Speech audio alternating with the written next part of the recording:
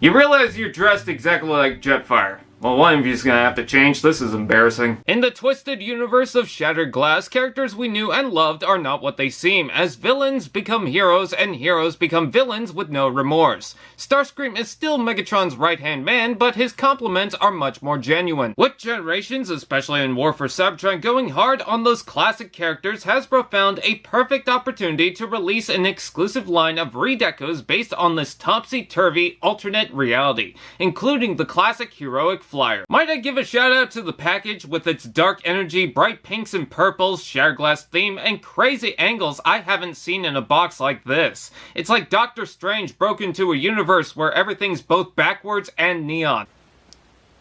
Reusing modern molds, Starscream transforms into a Tetrajet, the same mold used as the original Siege toy. Makes sense considering the direct first toy from Shattered Glass had a similar form with the Cybertron design. This is like a beautiful shooting comet, so bright and gorgeous. All those panels and details blend in like a light, soft beach. Too bad it's probably destined to yellow over time. I don't know what's with Hasbro's plastic lately, but my Hammer Strike looks gross now. And I'm keeping my eye on Cyclonus. But for a splash of color, there's accents of red in certain spots, like the bride spilled wine on her wedding dress and liked it. The backwards deco is certainly inspired by the Jetfire figure, makes sense with the connection between these characters, but this means Starscream gets the typical Autobot style deco. The transparent blue window gives it a nice vibrant additional color, and some black details help make sure you're not blinded by it. Wicked red Decepticon logos appropriate for the theme, and there's multiple boosters perfect for flare effects. It's the typical Siege Seeker repaint we've seen over a dozen times, so I'll go through the basics. The chest piece does slap there, but it does look like an energy core. It's very sleek until you realize some guys folded up on the bottom. So this is cool. You can connect the null rays in 3 different ways, but I like how the instructions show it on the shoulders, acknowledging that you don't have to remove it for the transformation. Though this is mostly to leave open portholes to attach the blades, which looks super slick and sharp on the jet. It's funny, from the top view it looks like my computer mouse. Honestly, the bright colors speak out compared to any other version of the Seeker, and looks reversed to the Red Wing too. You won't hear any complaints from me. I love the Seeker form, even if it's carrying some luggage underneath. The top is just so slick and iconic. Robot mode.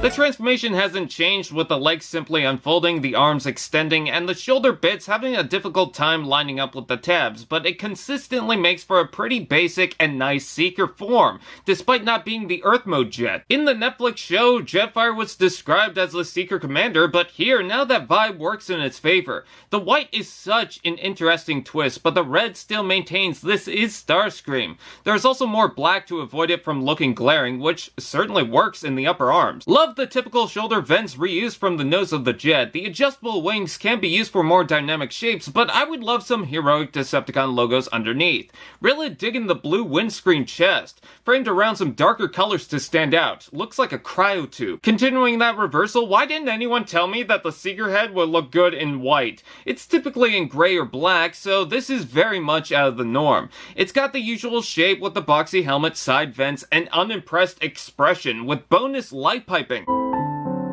Did someone say Articulation? Ball jointed head, shoulders out and in, forward to back, butterfly joint, rotation below, double elbow, wrist rotation, waist rotation, hips out and in, forward to back, rotation below, knee bend, foot forward and back and tilt. Posability is exceptional, and with a flight stand port, it gets even better. One of the reasons I like the mold to begin with, let alone the possibility of yoga poses, is there's just so much you could do with just 1 or 2 or 5, or I think I have a problem. Let's take a look at the accessories. He comes with 2 bright white null rays that are totally not rifles, models. They can plug onto the side of the arm or in the hand if you're a Satanist. As a bonus and nod to the first Shattered Glass form, he comes with additional weapons. 2 wicked-looking blades in trans blue, sharp-looking with red hilts. I believe these are nods to the flip-out ones, just without the use of a cyber key. You can even attach them to the wings or the shoulders if you feel that's appropriate. But like Armada, they're more for handheld weapons. In addition, you can tab them together and using the longer hilt can attach as a longer blade,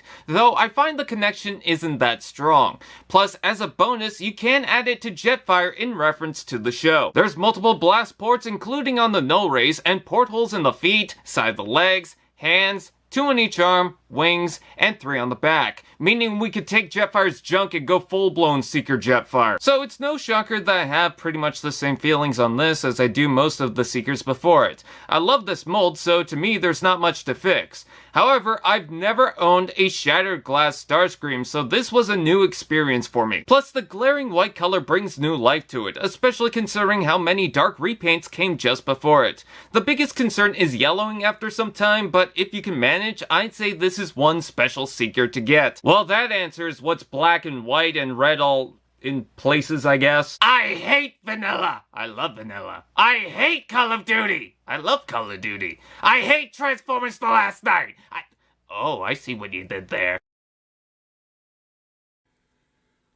Allspark TV. Now that's just prime.